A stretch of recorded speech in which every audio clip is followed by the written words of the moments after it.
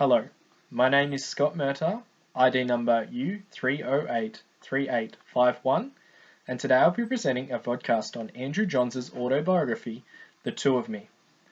In this vodcast, I will discuss who Andrew Johns was and his achievements he has made through sport, the sport development of Johns, and how sport delivery systems enabled him to maximise his potential. Andrew "Joey" Johns is regarded by many as the greatest rugby league player of all time. This is largely the reason why I chose to do my vodcast on his autobiography, because he has achieved so much in the sport and has been such an influence to so many other aspiring rugby league players. His autobiography is titled The Two of Me and was published in 2007 by HarperCollins. To assist with the writing of his autobiography, Andrew asked Neil Cardigan to help him. Neil is a former editor of Big League and Rugby League magazines and was a former Australian Sports Writer of the Year. Neil's and Andrew's commitment to maintaining the 100% truth in the telling of the ups and downs of Andrew's career have allowed this autobiography to be highly popular, but also very eye-opening to the lows that sometimes come with being an elite athlete. Sports development was described by Collins in Shrewsbury and Kellett as a process whereby effective opportunities, processes, systems and structures are set up to enable and encourage people in all particular groups and areas to take part in sport and recreation or to improve their performance to whatever level they desire. This presents the pathways to allow any individual with the desire and commitment to train hard the opportunity to excel in their sport. These delivery systems are crucial to the improvement and continuation to sporting codes because it allows participants to play at a level at which they choose is right for them. For example, elite rugby league players have the potential to compete in the National Rugby League, the NRL, competition, if they are good enough, while recreational players are able to play with their local club in a competition which is less intensive and more enjoyable for those who play more for recreational purposes than those who plan to have a career in rugby league. Examining these pathways leads us to understand how best we can influence more people to participate in sport, how sports can adapt to accommodate more people, and why it is important for people to have a competition which is suited to their skill level. This analysis, with reference to Andrew Johns' The Two of Me, will firstly discuss the sports delivery system which are present throughout the autobiography, with particular reference to the format of competitions, major events in the sport and its organisational structures. Using alternate references, the sport delivery systems specific to rugby league in Australia will be further analysed to offer a full understanding of how rugby league has developed into a sport in which everyone can participate in some way. As a youth, Andrew Johns was involved in playing rugby league, soccer, surfing and cricket, but it was rugby league in which he decided to pursue a career. He was introduced to the sport through his father Gary Johns and his older brother Matthew Johns and started playing at age 4 in Matthew's under-7s team. His first club was playing for his school, St Patrick's, in the local Cessnock competition and continued to play for St Patrick's right up until the age of 12, where he changed schools to St Peter's and played in the Cessnock team in the Coalfields competition. After playing at the local level, Andrew quickly proved that he had a special talent and was selected for his first junior representative team at age 15 in the Newcastle Knights Harold Matthews team.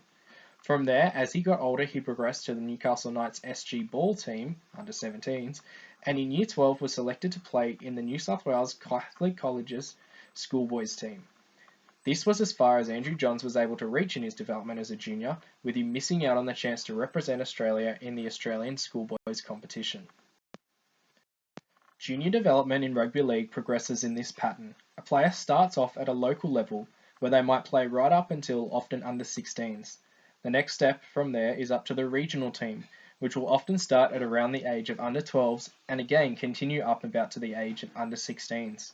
The third step is then to play for a team in the Harold Matthews under 15s and SG Ball under 17s representative teams. Each New South Wales NRL club will have a Harold Matthews and an SG Ball team, which players are selected through trials to play for. The next step from here is to be selected for a team to play in the under 18s schoolboys competition, and from that a side is selected to represent Australia in the Australian schoolboys team. This is the pinnacle of junior rugby league. The process of progression is beneficial to player development because it allows players of similar age and skill level to compete and does not dishearten those who cannot compete at the elite level. It ensures that there is a competition for all skill levels, but also challenges more skillful players by allowing them to compete with players of a similar skill level. Following Andrew Johns' return from the schoolboys competition, he was selected to play for the Newcastle Knights Jersey Flegg, or under-18s team, which is considered the 4th grade. He has progressed there to the President's Cup team, which is under-21s, or otherwise known as 3rd grade, and then into the New South Wales Cup team, 2nd grade.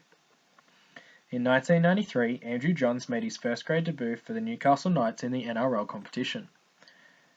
From there, Andrew Johns went on to represent New South Wales country in country origin, and New South Wales in state of origin, and then, finally, Australia at the international level. Andrew Johns was so talented that he never had to play local level as a senior player, but player development for seniors generally starts at the under-18s competition at the local level. The next step up from there, in order, goes 3rd grade, reserve grade, and 1st grade at club level. From there, players can be selected to represent their region, and further from that, be selected to represent a club in the National Rugby League system. At NRL level, there are 3 levels: Holden Cup, which is under-20s, New South Wales or Queensland Cup, which is 2nd grade, and 1st grade in the Telstra Premiership Competition, or the NRL. From there, the players can be selected for representative jumpers in accordance to where they came from. New South Wales players can be selected to represent city or country in the City v Country match, and from there be chosen to play in the State of Origin series against a Queensland representative team. The next and final step from there is to be selected to represent your country at the international level. Much like the junior progression, the different levels of senior competition allow everyone the opportunity to compete, whether they play for recreational purposes or are for a more competitive and skillful player as their career. This allows everyone the chance to play and reach the potential they desire, without holding anyone back or discouraging players by having to verse players who are of a higher skill level. Rugby league competitions are played in a round-robin format, with teams generally playing each other twice before a knockout final series. This format allows each team to play every other team and is much easier organised through the draw. The round-robin tournaments all use fixed schedules. All entries know exactly who they play and what time they play them, which offers advantage to entries in preparing for their tournament and upcoming games. Seeding does not affect the outcome because the cumulative results of all games played determine final standings.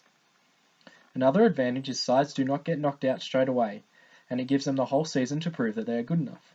Some disadvantages of this, though, is that it's time-consuming and takes 8 months to complete. The long competition can also put considerable amounts of stress on a participant's body, which they may not be able to sustain for the whole season. There is also the potential for some lopsided games between top-of-the-ladder teams and bottom-of-the-ladder teams, and these games can sometimes be perceived as uninteresting and a waste of time. The biggest disadvantage is the costs that go into organising venues and officials, along with admin staff and planning around other major sporting codes. These disadvantages make it time-consuming to organise a competition, but in the end, come to finals, there is often an accurate representation of the best teams for that year, and they get rewarded accordingly. Andrew Johns' top 10 most important achievements in descending order consist of being named a Rugby League Immortal in 2008, making him one of the greatest players ever to play the game. He won the Golden Boot Award for Best Player in the World twice in 1999 and 2001. He won the Dally M Gold Medal for Best Player in the NRL 3 times in 98, 99 and 2002. He won the Clive Churchill Medal for Best in a Grand Final in 2001. He won 2 NRL Premiership titles in 1997 and 2001. He won 5 Pro Summon Awards for Fans' Favourite Player in 89, 90, 98, 99, 2000, 2001 and 2002.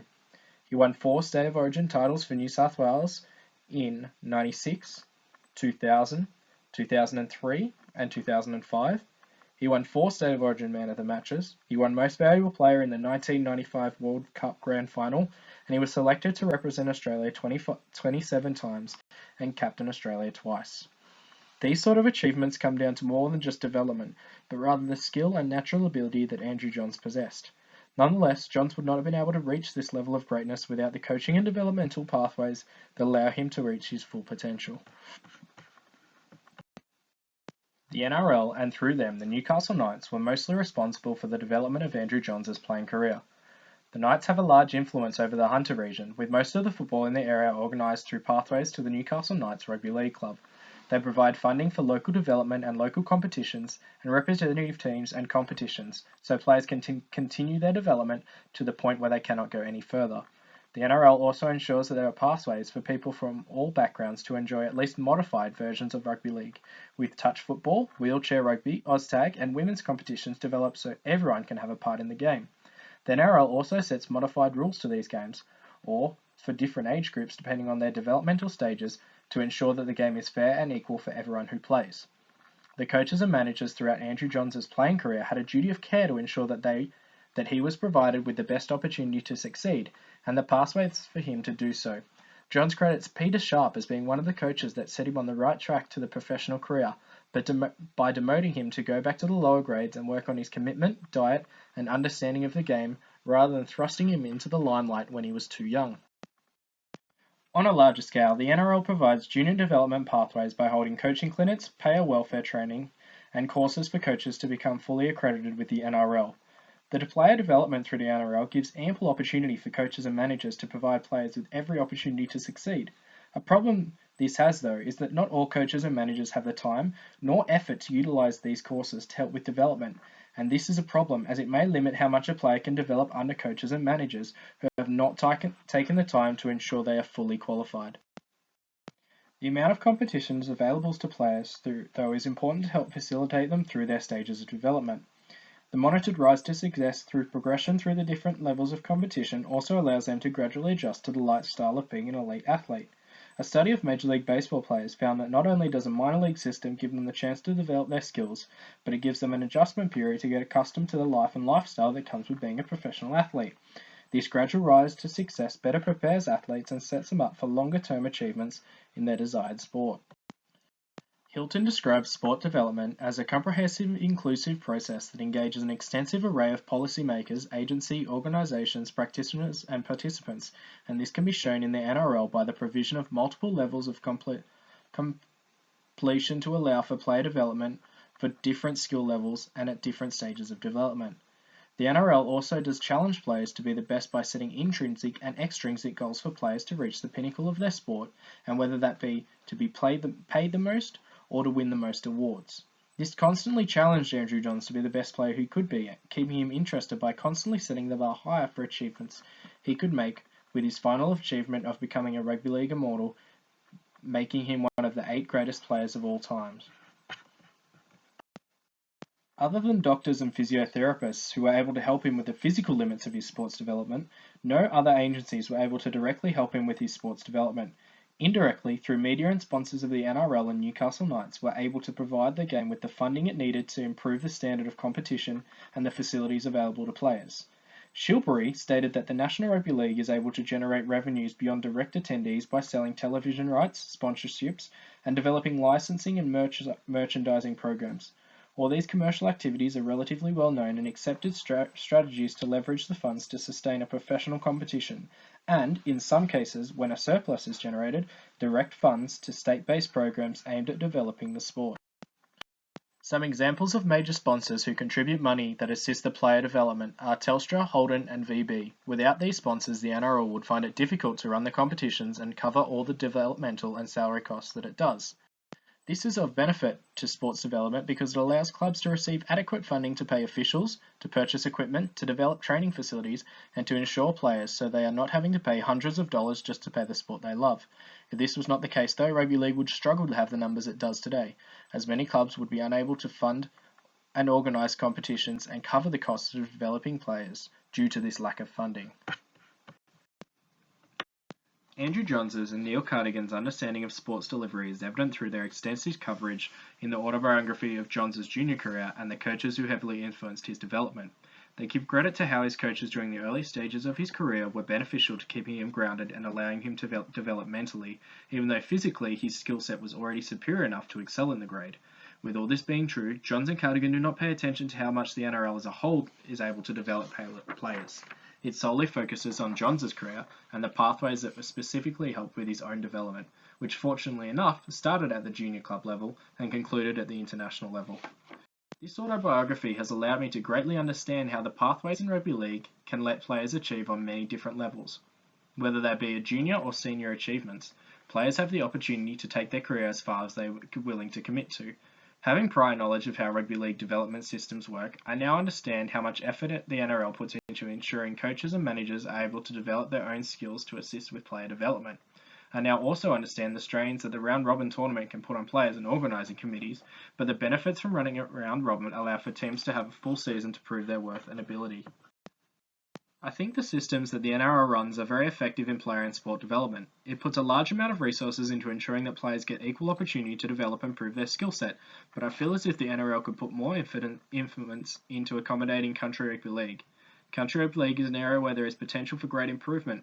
Although country towns are a small demographic, as a whole they form a large player base. The NRL needs to put more emphasis on accommodating those from country towns because country rugby league does not get the support from local NRL teams, like how Canberra benefits from the Canberra Raiders and how the Hunter region benefits from the Newcastle Knights. In conclusion, Andrew Johns' autobiography highlights just how the NRL provides ample opportunity for player development through the sports systems in place. It displays a clear set of development pathways, and this has allowed Johns to achieve greatness through the sport. The constant opportunity for Johns to better himself and achieve higher levels also kept him motivated and interested in the sport. The format of the NRL competitions allow teams the perfect opportunity to develop throughout the season until the end of the season, where the best teams will deservingly be the ones who fight it out for the premiership. Looking from a sports development point of view has allowed me to look at this autobiography and rugby league from a new perspective, and now I understand the importance of continuous sports development to keep a high interest in the game. Please see the next slides for my references, and thank you.